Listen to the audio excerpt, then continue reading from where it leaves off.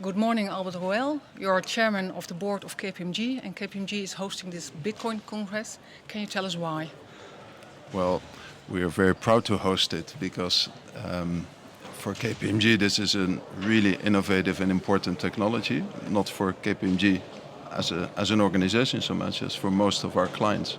And it offers wide opportunities to support our clients, and that's what we want to do. Okay.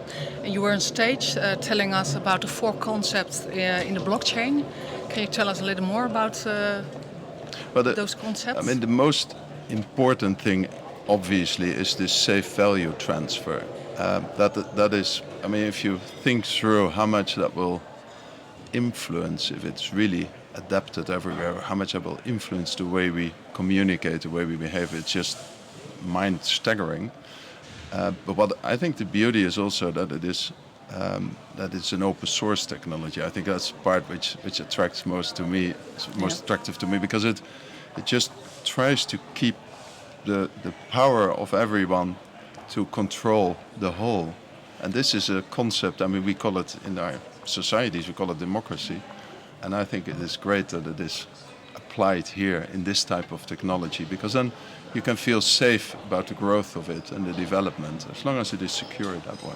Okay. How does KPMG try to catch up with all the developments in the Bitcoin and blockchain technology? Because there's a lot of going on in the world, and that's absolutely. So, but it's a little bit. We are the magnet in the near the haystack. The needles come to us because we have our own innovation startup teams. Yes. We have our own blockchain technology team. We work closely together with what's happening in the US, our colleagues in the US and the UK and Germany. Those are the four most prominent countries. So we try to be at the center of the areas where actually the action is. And we are pretty quick in reaction. That means that if people ask us things, they get a immediate answer, support.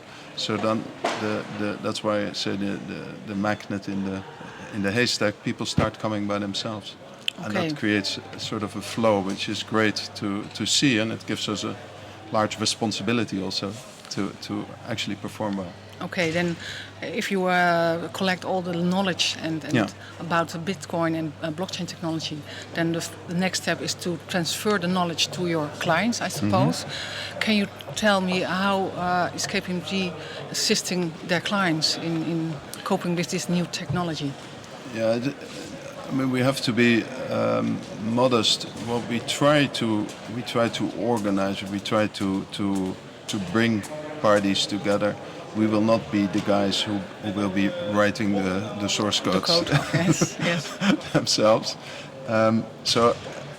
What we are trying to do is bring people from our management consultancy, from our risk consultancy, from our corporate finance departments together, so that we actually can help our clients not only with the technology itself, that's just one little part of it, but just with the impact, the disruptive impact on their whole value chain, their business model. And I think that is difficult because it's like innovation. Many people hope it will blow over.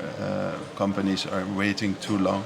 And I think our biggest value can be partly to make people aware of what's happening without upsetting them, without doing fear-mongering. I don't like that. Okay. But I just want them to understand what may happen, what can happen, what is actually happening in some parts already. Okay. KPMG annually publish a report. It's called New Horizons. It's about collaboration between startups and corporates. Mm-hmm. Can you explain why it's important for KPMG to do research about the collaboration between startups and corporates? I think it's the beauty of the modern way we are organized, that we leave the startups in their room. Just as I said during the conference, we need to give them the free space to experiment, to fail, and to get additional round of funding to try again. Yeah. Large corporates usually are not organized sufficiently to give that space and give that room. And I think by combining the two. So let the larger corporates be the distributors of the technologies, the ones who pick it up, Yes. but leave the prototyping in the smaller environment. But then the challenge is to bring it together in the right way. And there we are well situated and positioned to actually do it. And that's the way we try it. Okay. I mean, to be honest, this is not new. This in the IT in the Silicon Valley, it doesn't work any different from what we are doing now. Okay. Some Bitcoin believers say that Bitcoin and blockchain technology is going to disrupt the traditional financial players. What do you think of that? Is it going to disrupt or? It's obviously one of the key challenging questions because the large financial players are bringing their force power together in the R43 and a Yes. number of other initiatives.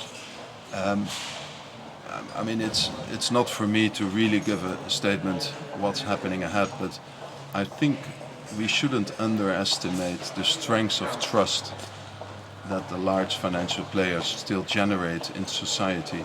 So I would rather marry the new technology in this pool, enormous deep pool of trust, which still exists in banks. Nevertheless, there has been a crisis. I know all that. I was part of that. I've Yes. seen it all. Yeah, of course. But I still think that very deep-rooted trust will be very strong and will not that easily be upset by real startups. So I probably predict something more like a merger between, on the one hand, the technology, and on the other hand, the distribution power and the trust, the reputation of those banks. So it's all about collaboration between the tech startups, Bitcoin-savvy people, Absolutely.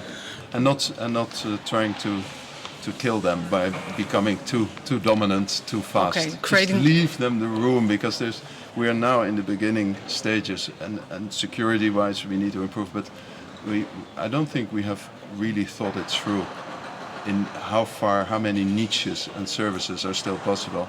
And I think you have to leave that room a little bit before just saying this is it. Okay. So give space to all the Give them space, but guide them. And as soon as it becomes bigger, start collaborating in the sense that you use the distribution power, the operational strengths of those organizations, and finally also the reputation.